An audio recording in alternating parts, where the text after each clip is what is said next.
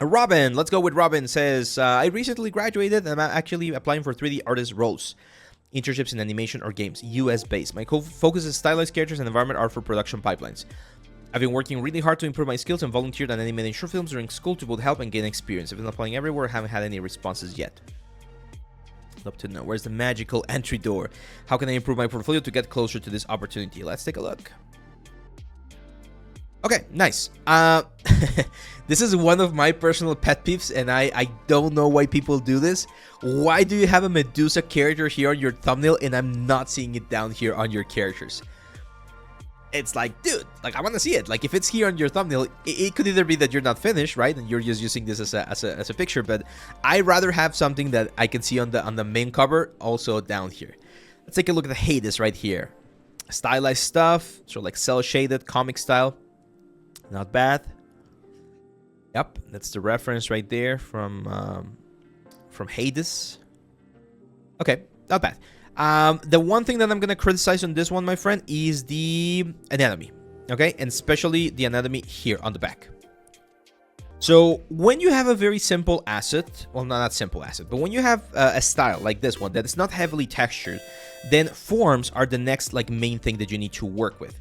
And right now, especially here on the back, we're losing a lot of information. And this is a very common thing. I actually like made this mistake quite a bit when I was learning, which is we give a little bit too much information to the front part of the character and we don't give enough information to the back because we think no one's gonna see the back. But if you think about it in games, most of the time we are seeing the back of the characters, right? Because we're playing a third-person game, or it's more common to see the back of a character, interestingly enough. So in this one right here, we're missing some important muscles. That's the delta right there, that's fine, but we need to see the trapezius muscle right here, going to the center. We need to see the volume of the latissimus dorsi, that's going to be right here. And then over here, we're usually going to see the obliques, and sometimes we see a little bit of the erector spinae over here.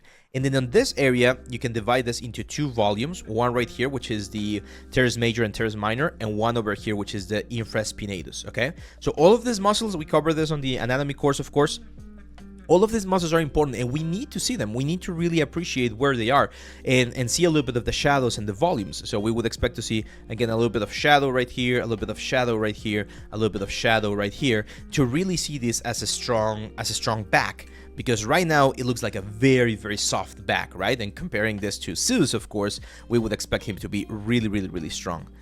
One thing that we're also missing here are wireframes. I'm not sure if you show them anywhere else, but I'm curious about how you approach the wireframes for some of these elements. And again, it's the forms like this. I like the final render. The final result is really nice. I think you did a good job here on nailing the pose and nailing the feeling of the character, but some of the modeling here might need a little bit more work. I'm not saying that you need to take this character out. I'm just saying use this or think about this for future projects. This one's really good.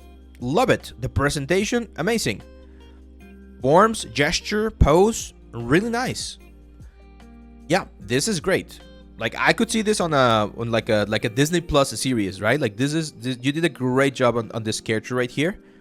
This could even be a nice 3D print element. I would recommend you do another another render of the wireframe so that we can really appreciate how you tackled all of the information.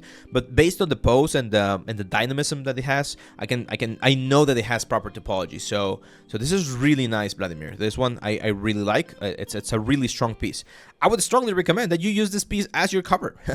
Like a lot of people, especially in the industry, we're all fans of X-Men. So it might give you a couple of more clicks if it's up here and you can see it down here as well.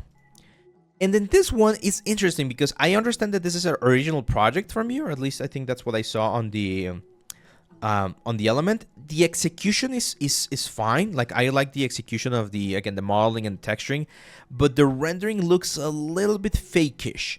And I'm not sure what it is. I'm not sure if it's because we don't have a specific light hitting the character.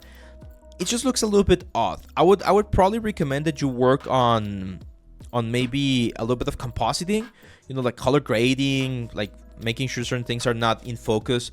Like it's all over the place. From a composition standpoint, I feel like we're trying to look at too many things. Like there's too many things going on and we're not really giving the character enough attention. Maybe a little bit of depth of field might help with this like shot right here. But this is really good, man. I like it. I like the. I mean, it's very intense the way you're presenting, because you're presenting a lot of things. Like all of this movement, you don't need all that movement. You can keep it cleaner, like with this stuff. It's a little bit on the high side. This is more for like film, I would say. Like the resolution is something that I would expect on film. I love the hat, the frog hat. That's amazing. Yeah, this is really good, man.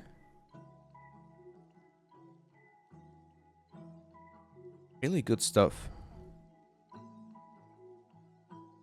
Okay, okay. This is one of the best presentations I've seen in a while. Like the way you're showing every single step of the process. Damn nice. Really, really nice. I think from what I see here, my friend Vladimir, your portfolio looks to be a little bit more geared towards film. I'm gonna recommend something, because you were asking about this door, right? Like, where can I find this magic door to get into the industry or to find a job? This is where you can start thinking about side options. Let me rephrase that, because I don't want to be taken out of context.